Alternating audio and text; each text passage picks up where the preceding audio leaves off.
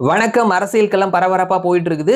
தமிழகம் மற்றும் மேற்கு வங்காளத்துக்கான தேர்தல் நெருங்கிக்கிட்டு இருக்குது. மேற்கு வங்காளத்தை பொறுத்த மட்டும் 2 கட்டமா வாக்குப்பதிவு நடைபெறவிருக்கிறது. 23 மற்றும் 29 294 சட்டமன்ற தொகுதிகளை உள்ளடக்கிய மாநிலம். 148 பிளஸ் இடங்களை பிடிப்பவர்கள் மெஜாரிட்டியோட ஆட்சி அமைப்பார்கள். தற்பொழுது 3வது முறையா திரிணாமுல் காங்கிரஸ் கட்சி மமதா பானர்ஜி மாநிலத்தினுடைய முதல்வரா இருக்கிறாரு. எதிர்கட்சியா பிஜேபி இருக்கிறாங்க. காங்கிரஸ் கம்யூனிஸ்டுகள் ஒரு சின்ன ரோல் பிளே பண்றாங்க. சோ அங்க எஸ்ஐஆருக்கு அப்புறமா வாக்காளர்களினுடைய எண்ணிக்கை பெருமளவுல குறைந்து இருக்குது. இந்த முறை நாங்க ஜெயிச்சிரும் அப்படின்ற மாதிரி பிஜேபி சொல்லிட்டு இருக்காங்க. அதெல்லாம் கிடையாது. நீங்க எவ்வளோ பிரச்சனைகள் எங்களுக்கு கொடுத்தாலும் நாங்க ஜெயிச்சிரும் அப்படின்ற மாதிரி திரிணாமுல் காங்கிரஸ் கட்சி சொல்லிட்டு இருக்காங்க. களம் அப்படின்றது மிக கடுமையான போட்டியை சந்திச்சுட்டு இருக்காங்க. பிஜேபி வர்சஸ் திரிணாமுல் காங்கிரஸ் கட்சி அப்படின்னு சொல்லிட்டு. சோ யாருக்கான வெற்றி வாய்ப்புகள் அப்படின்னு சொல்லி மேற்கு வங்காளம் சார்ந்த தேர்தலுக்கு முந்தைய கருத்து கணிப்பு முடிவுகளை பாலோட்டி சட்டா பஜார் அவர்கள் வெளியிட்டு இருக்காங்க.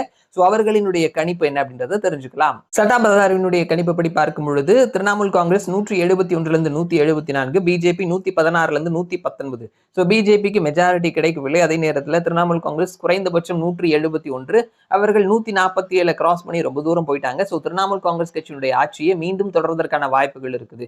சோ ஆட்சி மாற்றம்லாம் கிடையாது. 4வது முறையா மேற்கு வங்காளத்துல திரிணாமுல் காங்கிரஸ் கட்சியை ஜெயிக்கும் அப்படின்னு சொல்லிட்டு சட்டா பஜார் சொல்லியிருக்காங்க. சோ பார்க்கலாம் என்ன நடக்குது அப்படின்னு சொல்லிட்டு மறுபடியும் நான் உங்களை இன்னொரு வீடியோல சந்திக்கிறேன். அது வரைக்கும் நன்றி.